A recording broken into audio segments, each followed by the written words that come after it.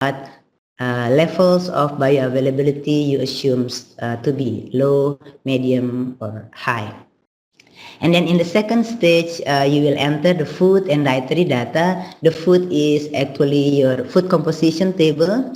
You can use the one inside the OptiFood, or you can also upload your own food composition table. And then you will also upload your dietary data, basically the frequency and portion of each foods consumed, and the minimum, maximum frequency of each food subgroup and food group, so that it will be the constraints in the modeling later. Then in the third step, the OptiFood will start to check the diet, whether using the combinations of the data you entered, it is feasible to come up with feasible solutions of alternative optimized diets. And then finally, and if it is feasible, then you will start running your linear programming to get the optimized diet to run the minimize or the worst scenario and the maximize or the best scenario. So what data can we use? Ideally, because in OptiFood we model frequency in a week. If you have a 7 days dietary data, that is perfect. You may also combine food frequency questionnaires converted into weekly frequency combined with the portion sizes. But in many cases where, like in national survey, where you only have, for example, only even one 24-hour recalls data, for as long as it is a representative samples and collected throughout the days of the week, you can also use that. There is an approach to even also just use 1 day 24-hour recall data. If you need to model costs, you need the market survey data, and usually before going inside the OptiFood to run the LP, you may get some support using MS Access or Excel or other softwares to process your dietary data into the LP inputs data, basically the portions and the frequency. The reference data in the OptiFood will provide you with the nutrients that you can choose to model. You can choose to model all, you can choose to model only some nutrients, depending on your goals. It will provide you with the food composition or the FCT, and you can also upload your FCT. And here also there is the nutrient recommendations, basically the FAO RNI, but you can also change and create your own. For example, for Indonesian, you can add Indonesian Angka Kecukupan Gizi or IKG. Here are the nutrients that can be optimized with OptiFood at the current version. So basically energy and all macronutrients and 11 other vitamins and minerals. As I mentioned earlier, for the iron and zinc, because the requirements will depend on the bioavailability, you need to check the feature or the type of the diet to decide whether you will assume the bioavailability to be low, medium, or high, or for iron 5, 10, or 15% bioavailability, or for zinc, whether you will assume low or moderate zinc bioavailability. So here are the more detailed steps in OptiFood. So you will start with the LP inputs, where you will enter the food list and the portion for each food, the food pattern of each food item, food subgroup, and food group in a weekly frequency, the minimum and maximum. We usually use minimum 5th or 10th percentile and maximum 95th or 90th percentile. And for the food group, we use the median or 50th percentile. We need also the food cost and the food composition table, and then we will import it into the OptiFood. And first, of course, we will check the diet. OptiFood will inform if there is a feasible solution, meaning the energy range is big enough to give some alternative solutions. If the energy range is too small, then it is difficult. It will start giving you reminders that maybe you need to check your constraints. Maybe it is too strict or too tight, and then you can again revise it. Once you get the feasible diet, you can go to the real analysis, that is the LP.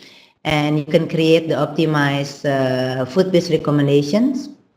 And here you can identify what problem nutrients, what types of problem nutrients exist, what nutrients have met dietary adequacy or not. And when you have problem nutrients or dietary inadequacy, you may continue to module 3, where you will further check the type of the problem nutrients that is based on the best scenario, and also the gap from the worst scenario, whether it is meeting the 65 or 70% of the RNI or not. And then finally, module 4 is optional. You can do without, or if you like, you can go to cost analysis if you want to know what is the lowest cost nutritionally best diet.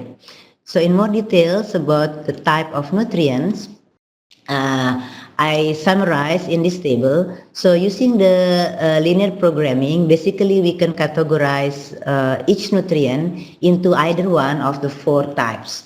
So the first type is the nutrient which meets dietary adequacy. So it means there is no problem with that nutrients.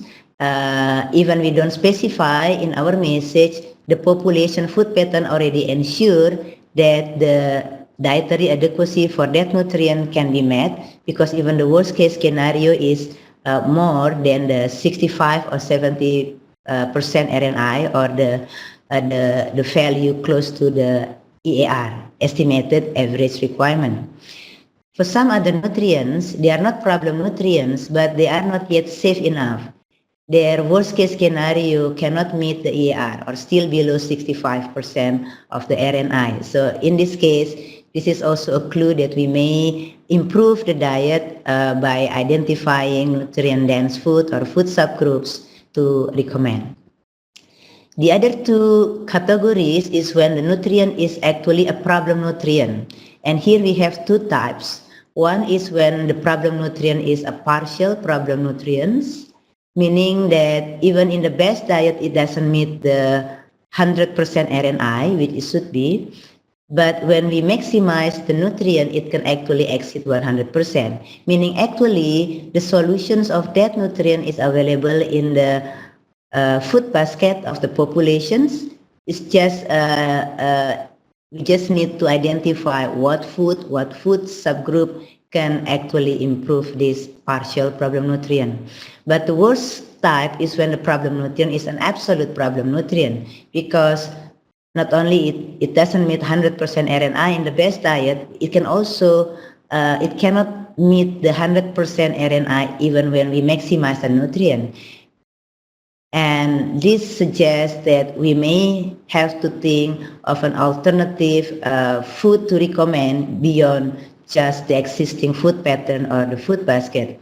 For example, in our case with the complementary feeding of under 2-year-old children in Lombok, for example, here we end up recommending anchovy, which is actually not part of the food pattern, but consumed by less than 5% of the children when the mother makes into powder. So we suggest making an anchovy powder, and then it is used to make chips, cookies, and snacks, and that actually expanding the food basket of the target group.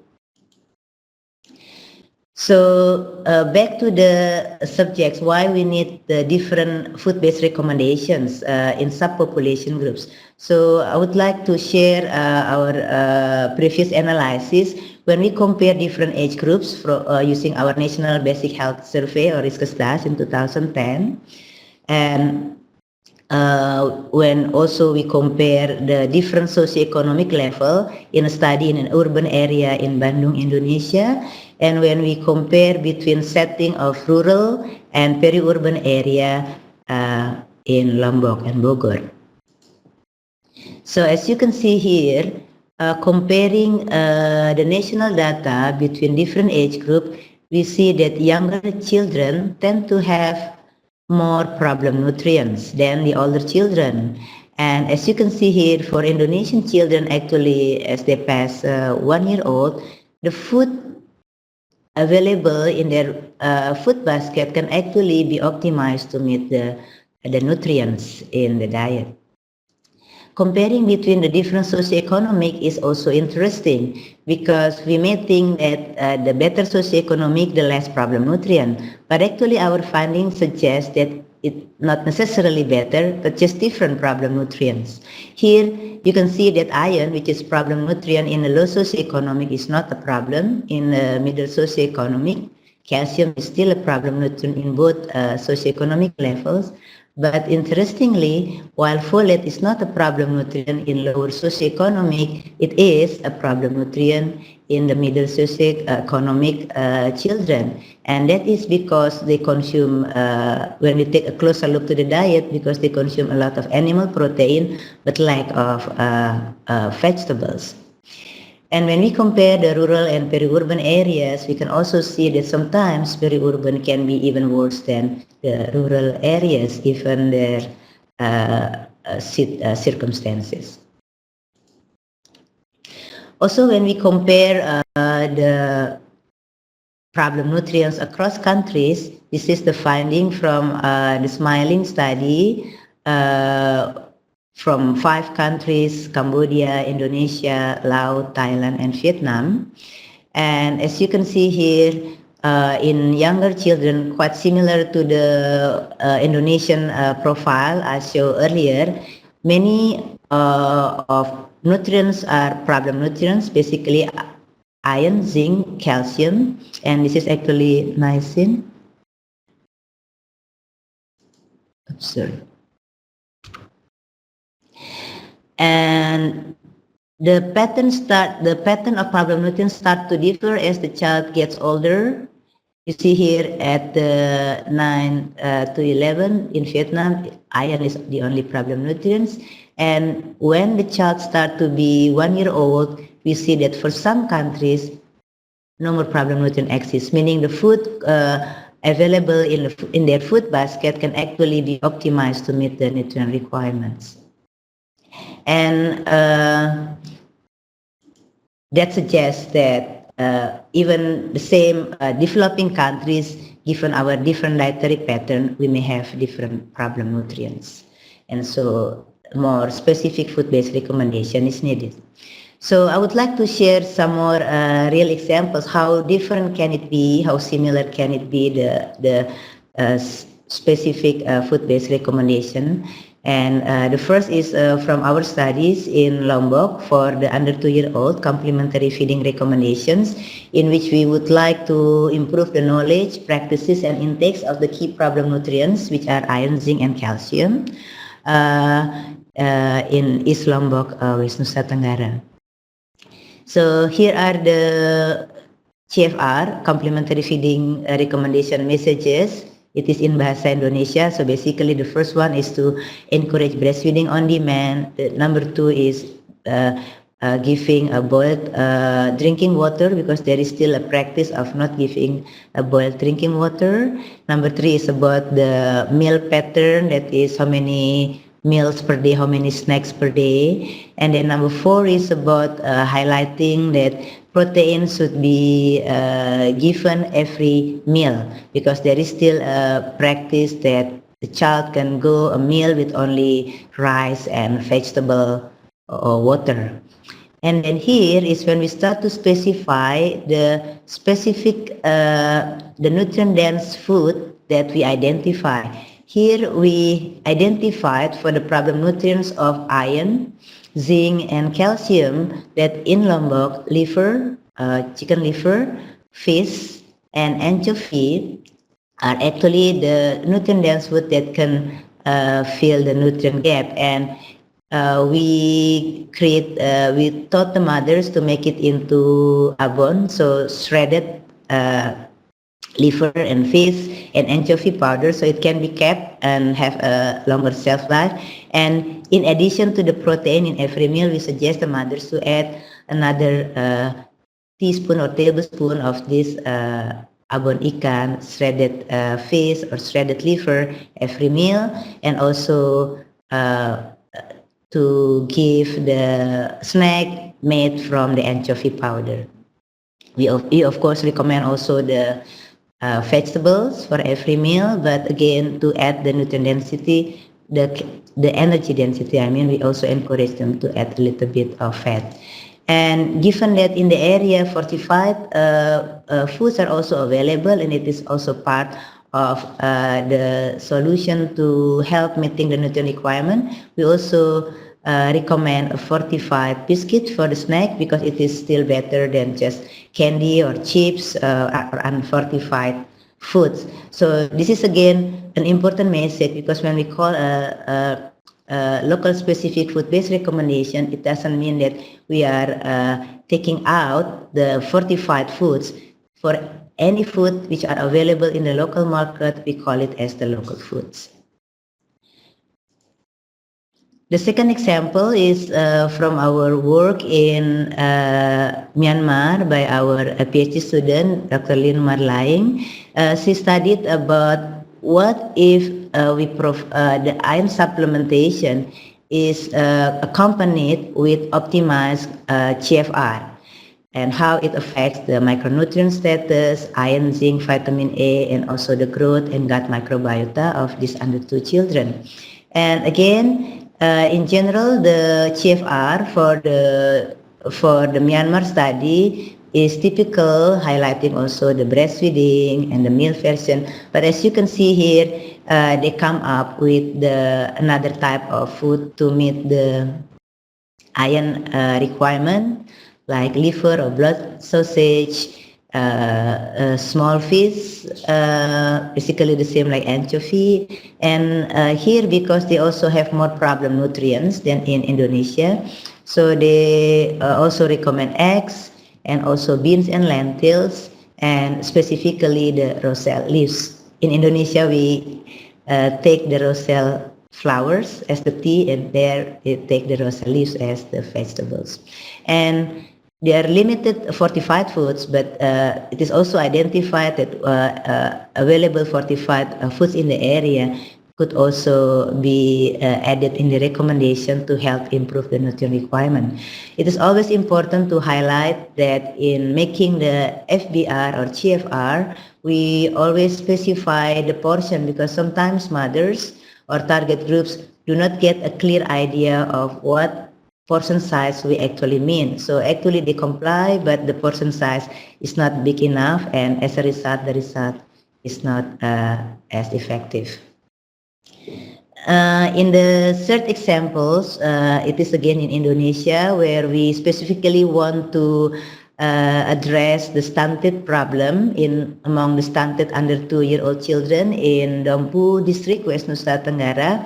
So we actually would like to test the hypothesis of Michael Golden, stating that actually stunted children requires a higher nutrient density than normal children. So actually we develop an optimized GFR and make it into the message, nutrition education message to the mother. But then we also calculate the gap, and with the gap we develop a locally formulated biscuit. One group is unfortified biscuit, and the other 2 groups is fortified, so that the standard and the high nutrient density as prescribed by Golden can be met. So both the GFR, the diet plus the biscuit, will meet the nutrient density of standard and high and regular.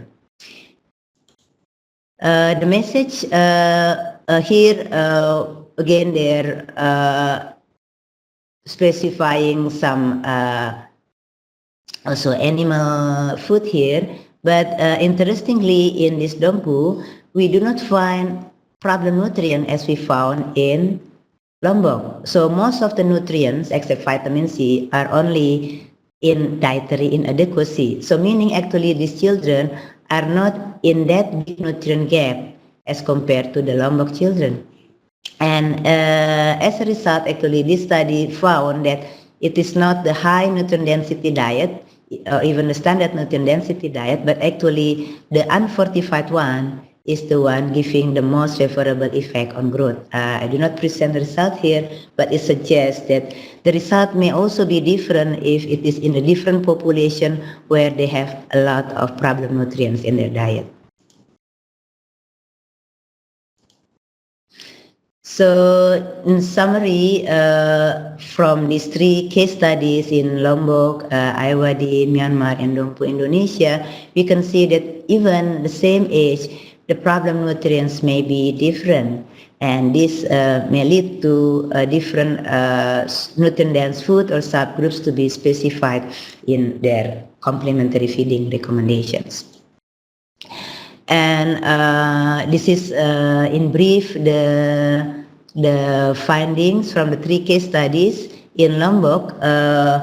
We found that when we give a population-specific complementary feeding recommendations, the mothers found it easier to follow, and as a result, we see a significant improvement in dietary diversity score, the nutrient intakes, and also nutrient densities of the complementary feeding diet.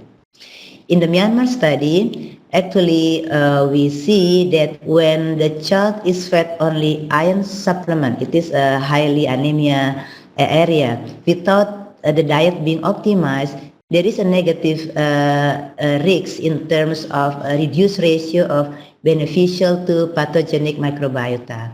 And we also calculate an increased risk for stunting of close to 3 times. But this negative risk is not found when the iron supplement is accompanied with the optimized GFR.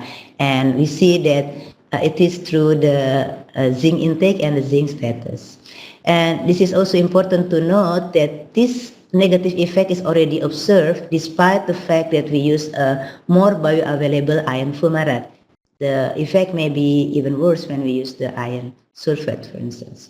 And in Dompu, Indonesia, as I mentioned, contrary to what we hypothesized, actually it is not the standard or high nutrient densities which are giving the better effect on growth, but actually the unfortified one. And these results may be due to because they don't have problem nutrients, only dietary inadequacy, and that is then suggesting that not that much fortification level is needed for this Dompu Indonesian children, and as a result, when it is given that high, they start to have negative compensations in their linear growth. So those are the 3 cases I would like to share about diet optimization at the subpopulation level. Now I would start to continue with the diet optimizations at the individual level. And I have to warn you, this I haven't started doing this, but this is something I think we can work together in the future to explore these potentials to help in shaping a personalized nutrition for individual level.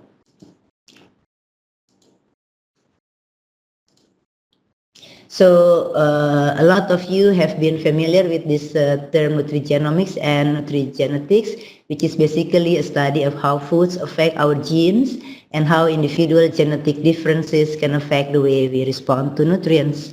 And there are 2 ways we can see it. The nutrigenetic is actually the examination of the impact of how our genetic differences or genetic profiles lead to our response to a specific dietary model, functional food, or supplementations. While the nutrigenomic is how the specific nutrients can affect on gene expressions. So in the next slides, I will deal more with the nutrigenetics, which is how our genetic profiles can lead to potentially different requirement of nutrients. First is our previous studies. We will be sharing about the SNP on iron regulating gene, TMPRSS6, and also the fatty acid regulating genes. And so just briefly, SNP is when we have a difference in nucleotide polymorphisms in our DNA, and that difference is only for 2 or more alternative alleles, but it is found in more than 1% of populations. And so actually most of the genes have SNPs, meaning has some variations within the populations, and about 40% of it will alter an amino acid, so will have a consequence in health outcomes and also the phenotype, how we look. I will briefly share about our previous work.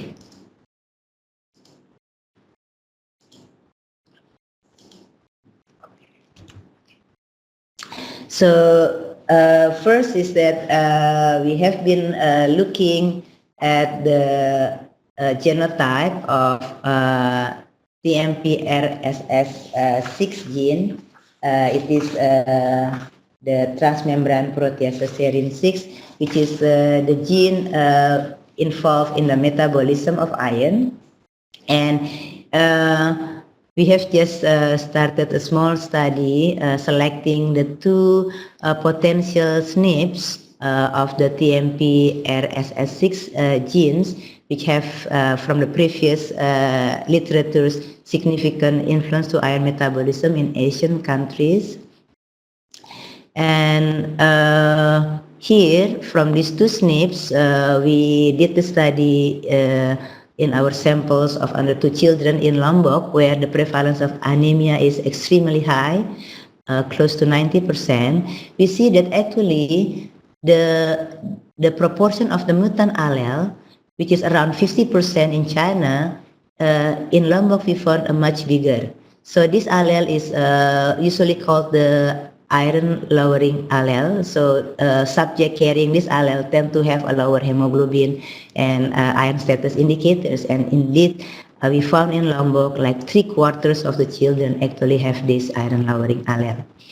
And in this study, we found that per copy allele of the mutant allele is associated with around 0.14, 0.15 gram per deciliter lower hemoglobin, about 4 to 5 microgram per liter lower serum ferritin, and between 0.4 to 0.5 milligram per liter of higher transferrin receptor, suggesting that indeed those subjects having this mutant allele tend to have lower hemoglobin and lower iron status. So this is again per copy. So if the homozygote carry 2 allele, the lowering level of hemoglobin will be 2 times this.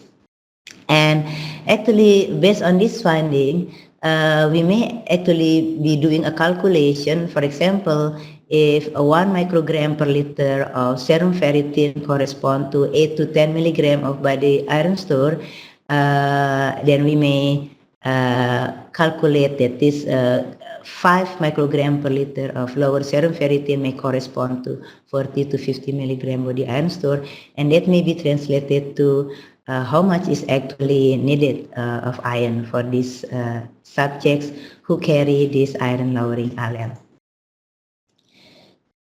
The second case is with regards to the gene involved in the metabolism of the fatty acids.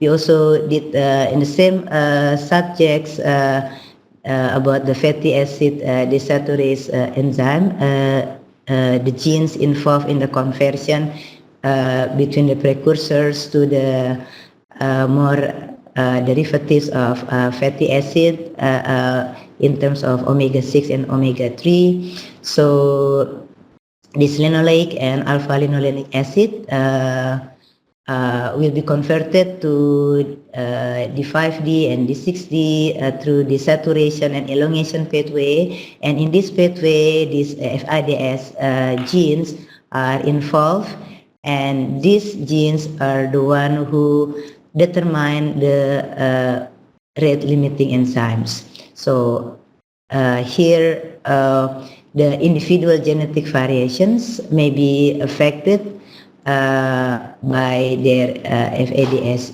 gene in terms of how these omega-3 and omega-6 fatty acids were metabolized in the body.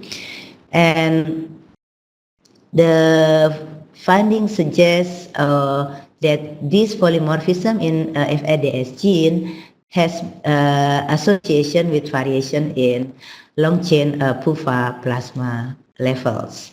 So this is what we found in this Sasaknis Indonesian children in Lombok, that the same like in profile in Asia, usually the mutant homozygote is very rare, it's only 10%, but even here less than 10% carry the mutant, and most of them are actually the wild homozygote. The interestingly about this wild homozygote is that they tend to be non-responders when they have deficient fatty acid in their diet. It doesn't go immediately go down, but when they are given fatty acid, they don't go immediately up.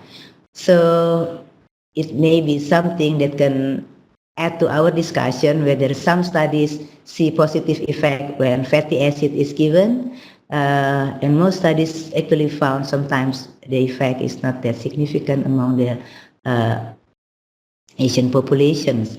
So here, the interesting finding is that we found basically comparable intakes between this subject carrying the wild homozygote and the heterozygote with the mutant allele. However, the plasma levels of some of these fatty acids derivatives are higher in among the one carrying the mutant, so suggesting that they tend to be responders to the intake. The last one, I like to share this, which is not what I have experience doing, but I think it is interesting when we talk about the optimization of diet at the individual level, because actually the gene can also affect not only the energy and fat utilization, but already also in terms of energy intake, so having to do with appetite. So I would like to share in this slide the previous literatures on what genes have been identified to regulate food or energy intake, like this MC4R, which is involved with the appetite control at central nervous system. And subject carrying this allele tend to have a higher energy and carbohydrate intakes. And also this FTO, the one that carry this the mutant in this SNP also tend to have energy and fat intake, meaning the gene already affects the appetite and the subject tend to ingest more energy and fat. Once the energy is ingested in the body, there are also some genes which are playing a role in the energy and fat utilization.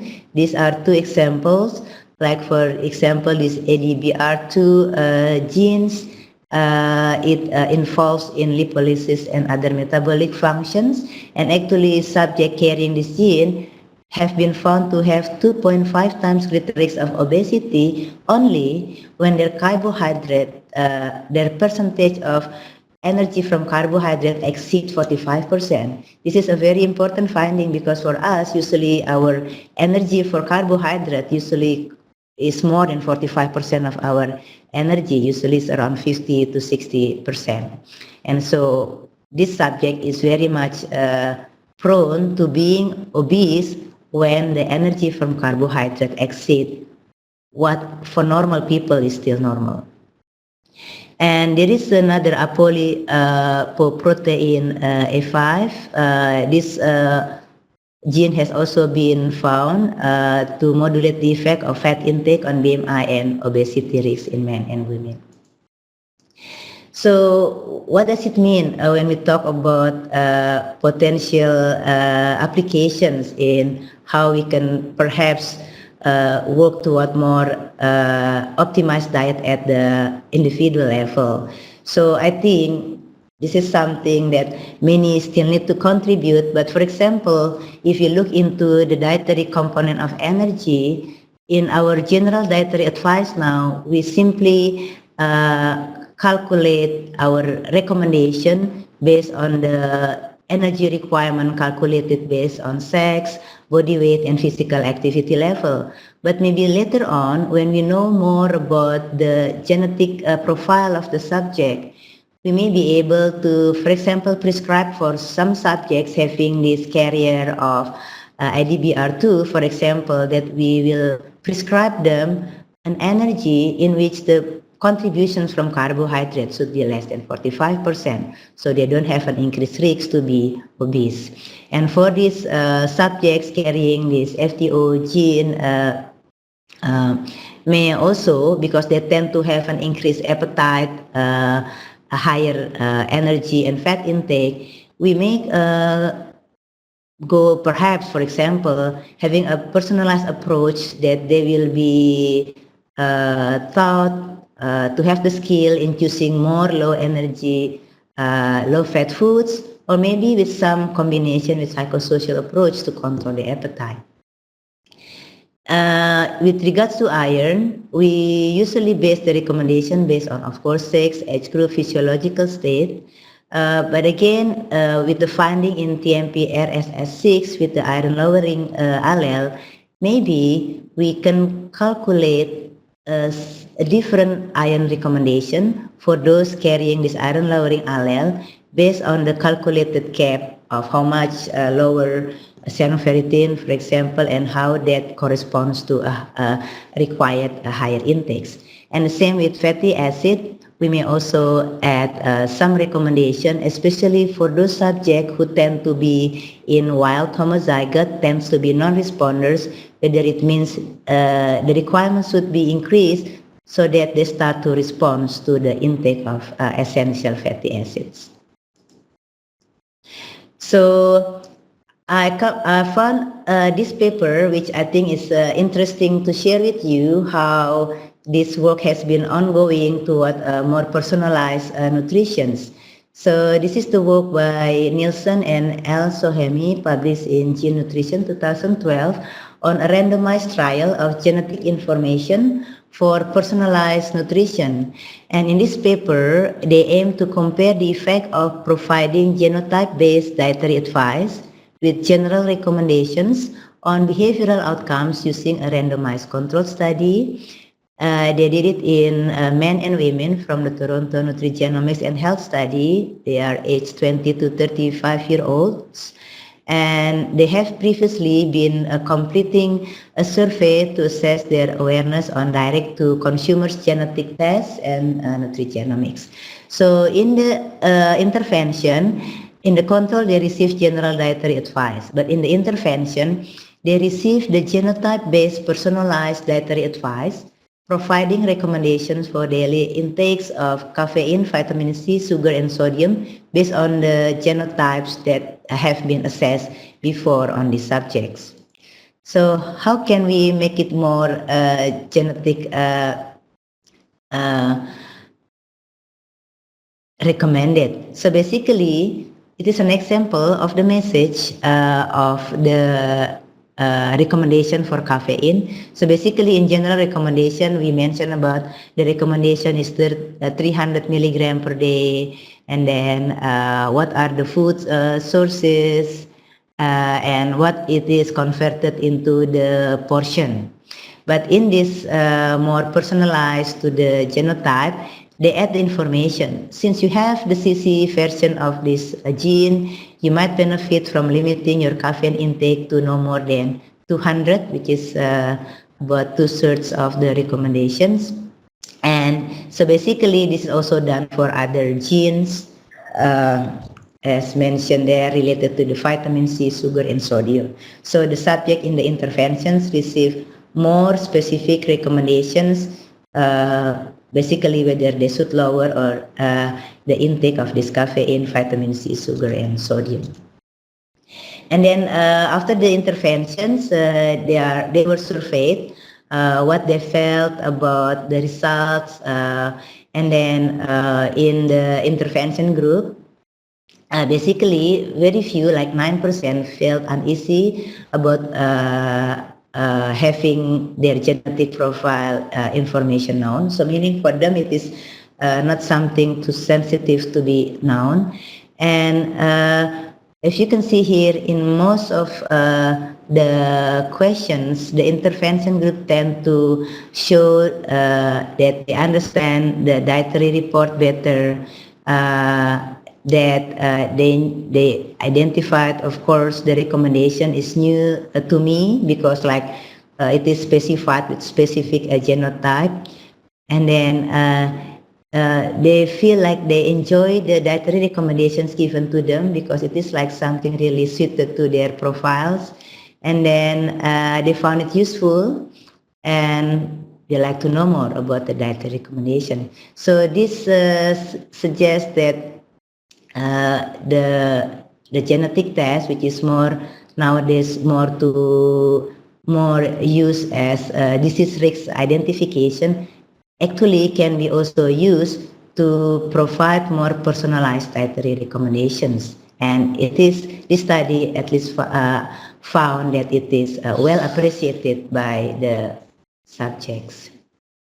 So in summary, with regards to the diet optimization at the subpopulation level, evidence shows that different food availability, socioeconomic situation, and culture affect food pattern and therefore the problem nutrients. And this justifies the need for population-specific food-based recommendations. The linear programming or LP approach can objectively assist in developing population-specific FBR, including identification of food subgroups and food items which needs to be promoted beyond general food-based recommendations.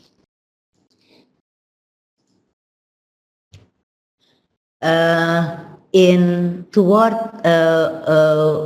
more explorations toward more optimized diet at the individual level, we know now from many evidence in nutrigenetic study that differences in genotype within population related to energy and fat intake and nutrient metabolism suggest that more personalized dietary recommendations which take into account these genetic differences will be more appropriate in optimizing nutritional status and preventing disease. And the study found in the last slides showed that more personalized dietary recommendations based on this genotype information were reported to be more understandable than general dietary recommendations and were also reported to be more useful. So in the future, it's an invitation I share is that maybe linear programming approach can be used to optimize more at the individual level the dietary recommendations according to the individual's genotypes. So the information from the genetic profile can shape the nutrient requirement. Instead of the generic RNI, we have the more personalized individual RNI, and then we can model the diet using the same LP to come up with more optimized diet for individuals. So with that, I thank you for your kind attention, and I acknowledge my colleagues and partners who have been working with me for these studies, and welcome your discussion and question. Thank you. Okay, thank you very much, Dr. Umi. So now we've approached the Q&A session. So if anyone would like to ask Dr. Umi anything, you are welcome to do so by just typing into the chat box or Q&A column. Okay, we have received one question. Okay, so begini. Ini terus diklik ini. Oke, terus bisa lihat. Okay. Terus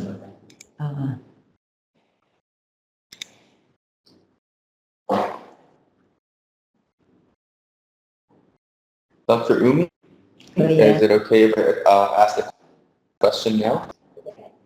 Okay, so we got three questions already, actually. So the first question is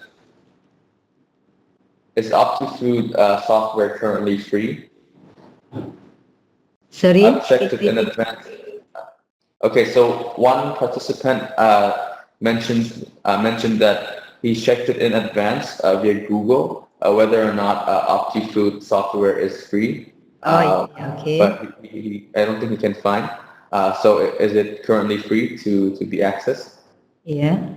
Okay. Yeah, so OptiFood is actually freeware. You can access it. From our experience, we actually hand over from hand to our colleagues. So if you perhaps can check, I haven't really downloaded it in the a specific website because when we had the software, we started with the trial version and the improved versions. But indeed, I have checked with Dr. Elaine Ferguson, who also developed this, and she confirmed that you can share it once you have it, and it is indeed intended to be a freeware by WHO. Oh, I see. That's great. Okay. Let's move on to the next question.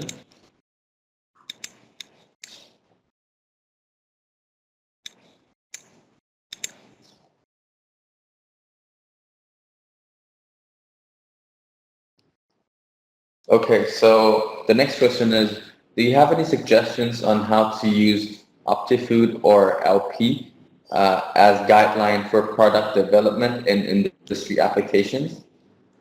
And is it possible to define serving suggestion of a specific food that produces mission filling? Serving. Pardon me. Let's address the first point first. Okay. Let's address the question on do you have any suggestions how to use OptiFood? For product development. Yeah, this is. Yes, for product development. Yeah. Okay, thank you for the question. This is also important questions. Yes, actually, as shown in the example of the Dompu study, actually, we can use the OptiFood to identify the nutrient gap. And so if you want to design a product like fortified biscuit or some fortified cereals, for example, this can inform us of the composition that we need to have in the product. So that actually can be can inform us the content that we need to fill the gap. But just for information also to my colleagues here, if you want to design a specific food, there is another linear programming approach, not in OptiFood, but inside the NutriSurvey. So in the NutriSurvey, if you check in the NutriSurvey website, there is a NutriSurvey for linear programming. And at Senior RecFon, we have been teaching this for our students in the food and nutrient intervention course. So basically, you can tell NutriSurvey that I want a product that contain at least so much of vitamin A or maximally so much vitamin A and then so much iron, blah, blah, blah. And then the product should be something like maybe cookies, for example, containing so much proportion of flour and other ingredient, and that you can run that in the NutriSurvey for linear programming, and it can suggest the composition of the ingredients when you develop the product. So the answer is yes. The OptiFood can help you identify the gap, and then later on to really come up with the recipe for that. You can even use the assistant of NutriSurvey for linear programming.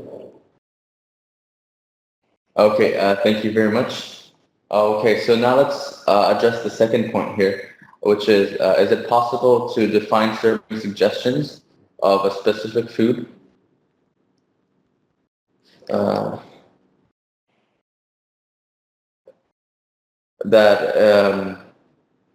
Pardon me, I'm not sure what the question, I'm a little confused by the question, but it's, if you, okay, so is it possible to define serving suggestion of a specific food that is produced for mission filling,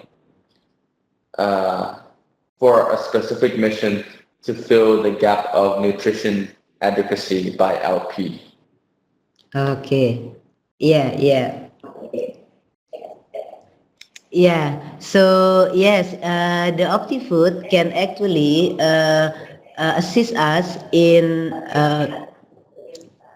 optimizing the diet, following the existing food pattern, as well as forecasting a diet when you want to try what if I include this product? What if I include multi micronutrient powder? What if is this product prescribed once a day? What if it is prescribed 2 times a day? So basically you can do this kind of simulation in OptiFood, and so you need to have this product nutrient content specified in the OptiFood. And at first, maybe you can run the LP without the specific product. And then the second, you may run again with the specific product at different alternatives combination or different portion size alternatives. And then you can compare the results later, how much the fulfillment of the RNI between these alternatives with or without, and different alternatives of frequency and portion. Okay, thank you very much. Okay, so let's move on to the next question.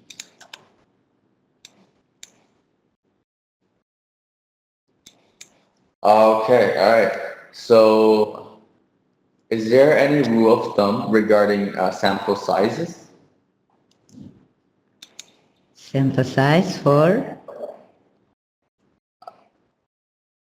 OptiFood? Dietary data to optimize diet. Optimal diet, yeah. So, yeah, Tan. So I guess the question is again, how many sample size is, how many samples is needed if you want to run OptiFood, yeah? Yeah, it's a good question. We actually do not have a specific formula calculation for the minimum sample size, but since we want to develop a constraint which is typical of the populations, as a rule of thumb, we usually use 100 or more than 100 would be good.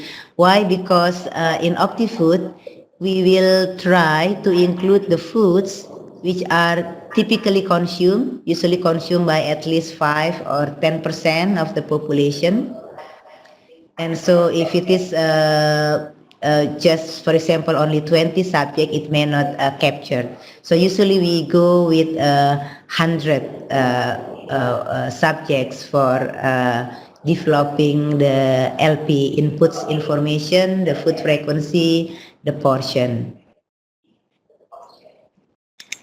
Okay. All right. Thank you. So the next question is, how do you simplify the usage of OptiFood, especially in making linear programming at the beginning before analyzing the program? Can you repeat again, Tan? Okay, sure. So the question is how to simplify the usage of OptiFood, especially in making linear programming at the beginning before analyzing the program. Oh, yeah. I guess it relates to the preparation of LP input, yeah? Yeah, we have the challenge with that. Okay. Yes, actually, colleagues who are familiar with MS, Access, or Excel, they may have the strategies how to simplify, because basically, we start with having all foods consumed by each individual. So we start having the row of consisting of all the foods consumed, and the column consisting of all the subject from 1 to 100, for example. And then in each food we will obtain the median portion among those who consume only, and then the minimum and maximum frequency, as a week. So usually we have the template of food by row and subject by column. First containing the portion to get the median portion, and the second template containing the frequency in a week so that you can get the minimum and maximum. Actually, once you have this template, it is straightforward. In Excel, even you can make it straightforward. But before going to this template, some dietary software may not be that straightforward, like if you use the NutriSurvey. So we are actually now working on how we can make it more straightforward. For example, some people working with electronic dietary data captured with MS Access actually just started to learn with my colleagues from Vietnam. We are working how to make it more straightforward so that once we have the data, we can automatically have it in this format. So yeah, that's the challenge for the preparation. And as I mentioned always to my students, running LP in OptiFood is very quick. The time you need to devote more is before you start running. That is preparing the input. Thank you. Yeah. Okay, so next question. Does OptiFood have a limit? Does OptiFood limit the maximum number of gold standard nutrients to be used in the software? Limit what? Maximum number of gold standard nutrients. Gold standard nutrients? Yeah. Maximum, oh, I see, nutrients. Okay. The maximum number of nutrients. Yes, the answer is yes.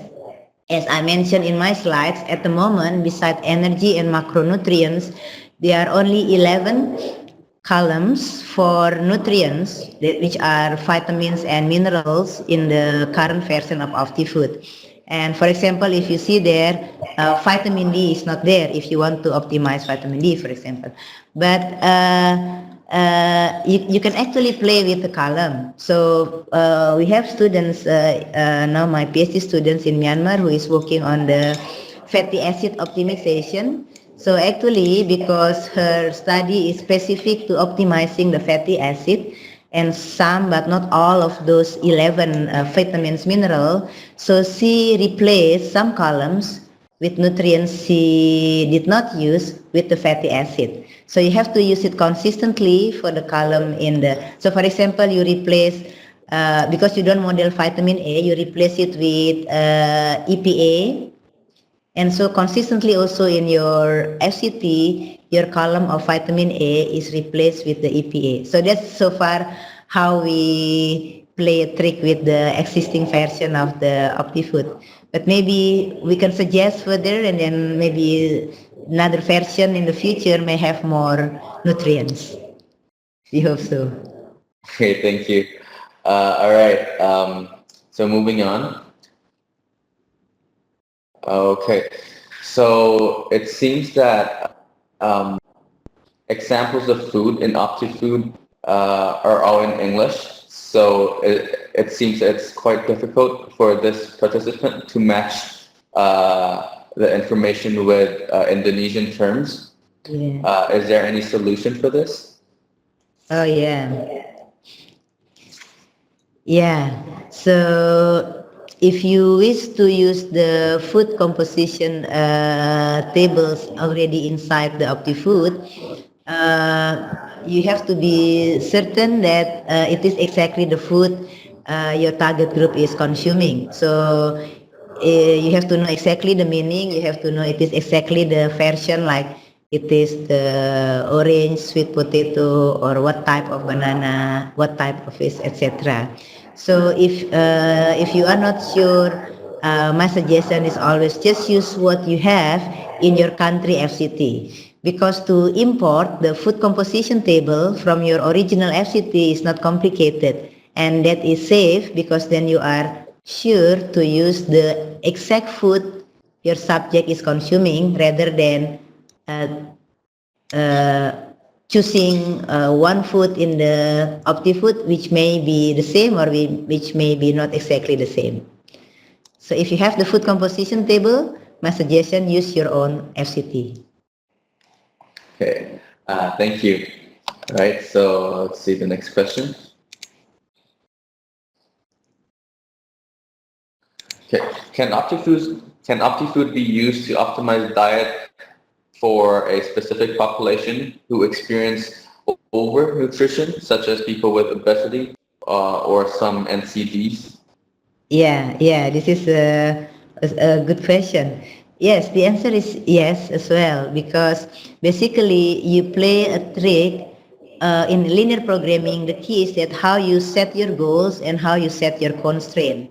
I guess the constraint would be the same, but I need to caution, if you want to optimize the diet from subjects who are already malnourished, yeah, the food pattern may already reflect the poor dietary pattern. So instead of using the descriptive dietary pattern, you may adjust it to more prescriptive dietary pattern. For example, if you rely on the carbohydrate foods or the fat foods in obese, you will never go a better profile because they already offer intake in this. So you may consider what to have the food pattern more prescriptive, not exactly as this obese already consumed.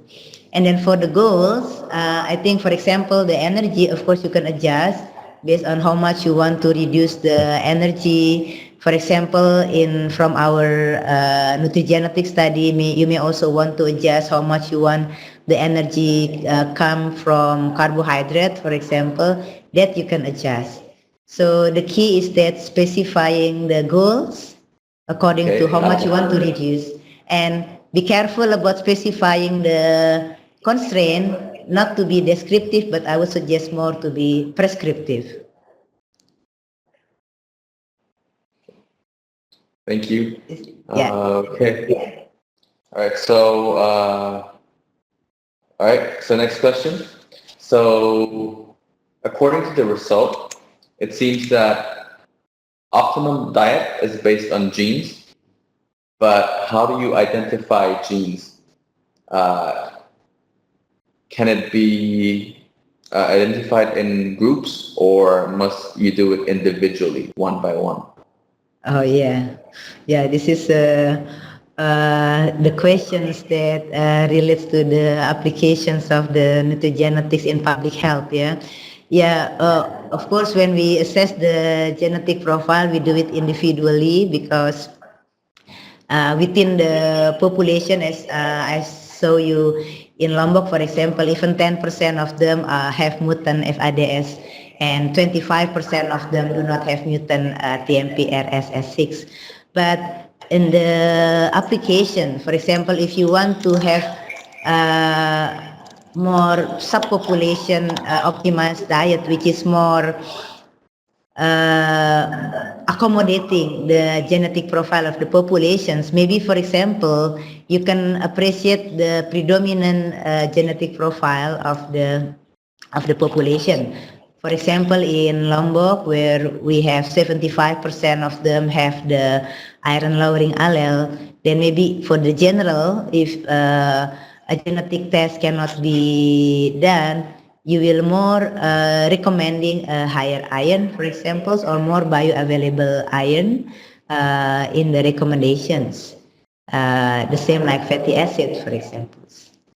I think that may be how we can start. Okay. Thank you. All right. So the next question, I think we can address maybe 6 more questions. We're receiving more and more questions, so we might have to stop at around 5 or 6. Is that okay, Dr. Amy? Yeah. I follow you. You regulate. All right. Okay. Thank you. Okay. So the next question is, can you maybe explain the pros and cons of OptiFood versus NutriSurvey for linear programming? Okay. Yeah, thank you for the question. Actually, it is not a pro and cons. It is not which one is better, OptiFood or NutriSurvey. They are two things which can complement each other. So if you want to make a food-based recommendation or food-based dietary guideline, meaning just a general guideline of how much how frequent you have to consume specific food groups, subgroups, please use just OptiFood because it allows for more complex constraints like food pattern, food portions, and it can help you to identify the problem nutrients, the nutrient gaps, and also test the robustness of your food-based recommendation. It can help you to identify the nutrient-dense food, and it can help you to compare the alternative FBRs. But you will be using the NutriSurvey LP if you are going to design a specific food products. Because in the NutriSurvey, actually the LP is when you need, the LP is set as such that the goals are the nutrients and the constraints are ingredients. So I would say if it is a broad food-based recommendation, it is OptiFood. But when it is a micro of formulating a specific food, you can use the NutriSurvey LP. Thank you. Okay, so the next question. Could you please explain how LP approach can be developed to optimize individual recommendations for specific diseases? Yeah, that's what I said. It is something that I think we can actually transfer the same approach we use with LP with populations into individual. So the key is that for individual, we can adjust the requirement. If for the group we have the RNI, recommended nutrient intake, but for the individual maybe some of those specific nutrients will be adjusted. So some may be following the RNI, some may be slightly higher or slightly lower. And so we adjust that RNI. And then for the food pattern, for the individual, I think this is something that maybe further develop how we can get the minimum maximum food pattern of the subject. For example, we can have the subject to have the food frequency recorded, and then this can be transformed into the LP input. That in terms of LP input constraints, maybe more works needs to be done how to make it at the individual level. But I think once we have that food pattern of the individuals and the prescribed recommended nutrient adjusting to the genetic profile, basically the principle can be the same LP to identify what recommendation for that individual. Okay, thank you. So the next question is, can we use OptiFood to investigate optimized probiotic for good microbiodata? Can we use OptiFood? To investigate optimized probiotic for good microbiota. Oh, I see. Okay. So the key is that, as the question about the nutrients, the key is that the OptiFood will allow us to optimize nutrient in which we have the information of the composition in the food. So you can optimize iron because we have iron composition in the food. If you want to optimize prebiotic, for example, inulin, phosphorus, for example, for as long as you have the information in the food, you can also do it. So that's the key. If you don't have the information, you cannot do it. If you have, theoretically, yes, you can do it. Okay, thank you. So another question here.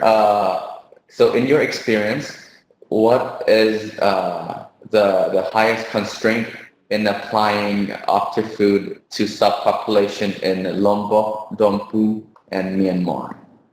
Yeah, this is a very important question. Yeah. First, indeed, because it is already within the food pattern, our impression is this, that it is not that much difficult to introduce this.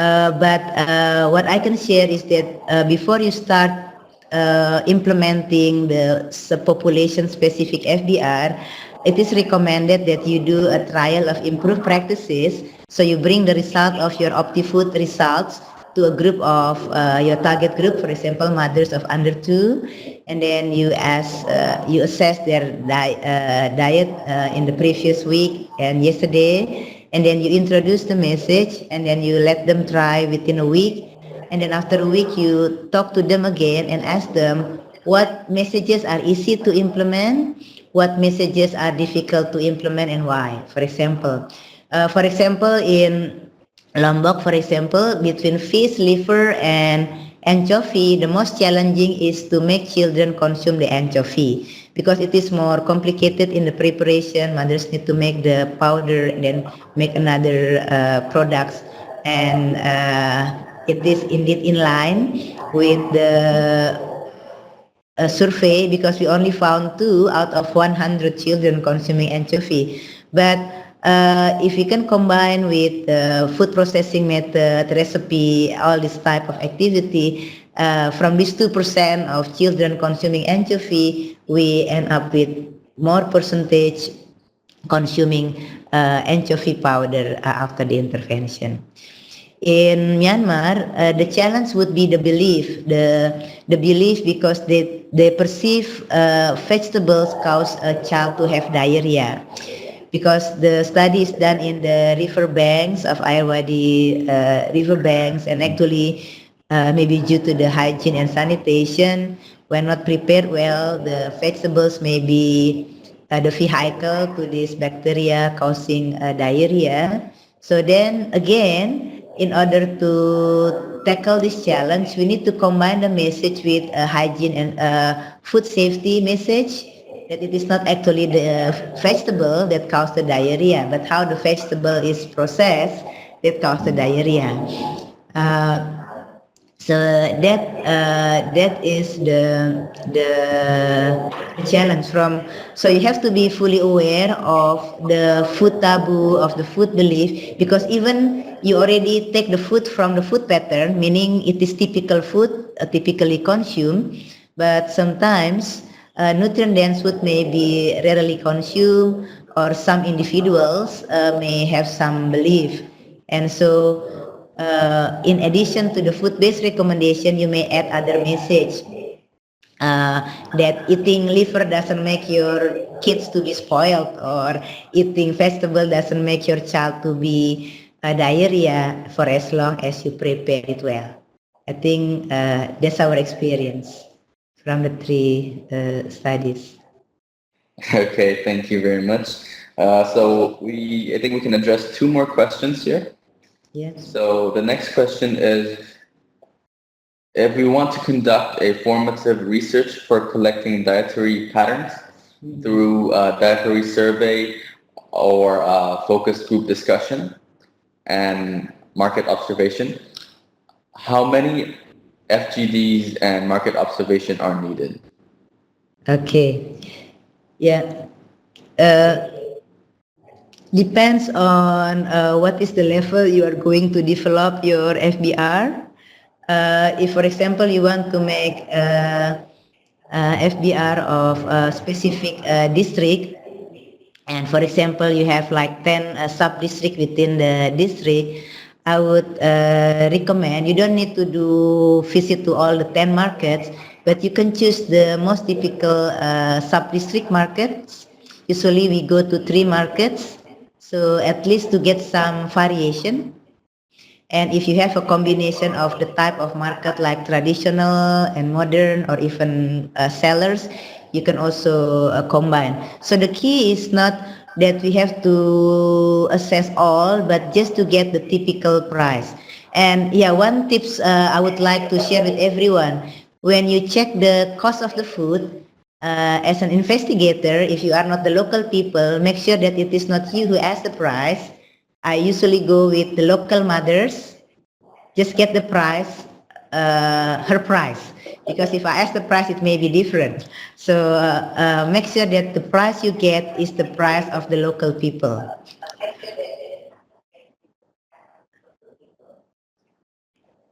For the diet survey, as I mentioned, if you Okay. can aim for 100 for the subject, that would be ideal. Okay. All right. Thank you. Next is the last question. The last question is it possible that people with polymorphism of genes involved with metabolism of certain nutrients have different nutrient plasma level cutoff point from that of the general population? Yeah. This is the last question and the most difficult question. Yes, maybe, maybe we don't know exactly whether having lower hemoglobin, it means they are less healthy. Because at the moment, many of you may be aware that WHO is actually revisiting the hemoglobin cutoff in some countries. And for example, like in Lombok, where 90% of the subjects are anemic, it's the same in the 2000, the same in the 90s, but not all of them are unhealthy. So maybe it is a good question to explore in the future studies of nutrigenomics, whether these people actually will be healthier with their lower level of biochemical levels, or whether they actually have to reach the same level and means increase their intake, is the question that more well-designed studies may be able to answer. And with regards to hemoglobin, WHO is currently compiling evidence whether actually a different hemoglobin cutoff is required. So the answer maybe yes, and we need more evidence.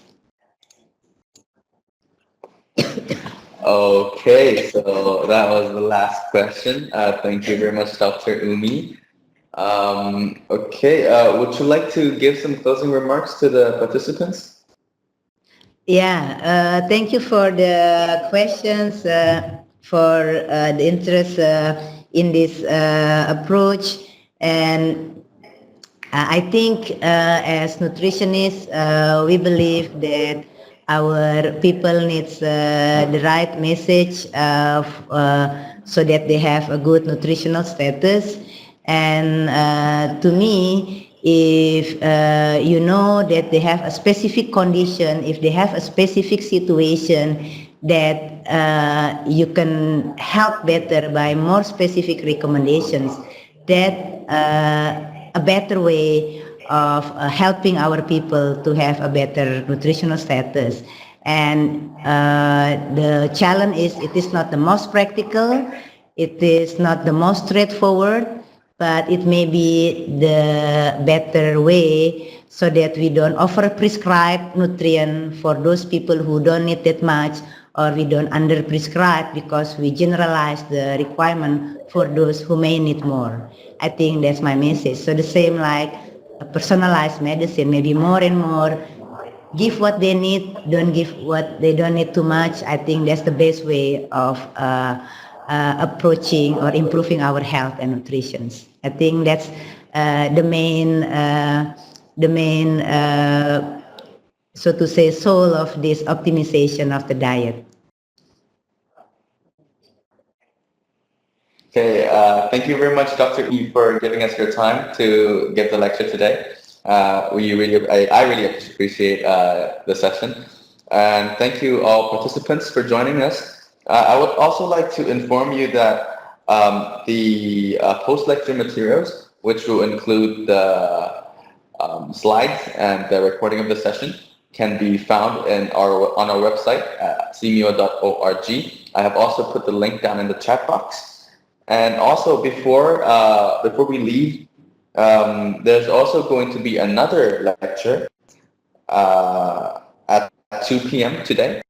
The session is going to be on acquiring 21st century skills in borderless classroom. The lecturer here is a PMCA award winner. So he's a Princess Mahachakree award winner. He's from Malaysia, and he will be giving the lecture on the aforementioned topic. So I encourage you to join. If you have not already registered, we can provide you with the information to access the room after the session. It can be emailed to you. And okay, so now is the end of the session. Thank you very much, Dr. Umi. Thank you, everyone. Thank you, Tan, for such a wonderful moderation. Thank you. Moderator, yeah, and thank you all participants for listening.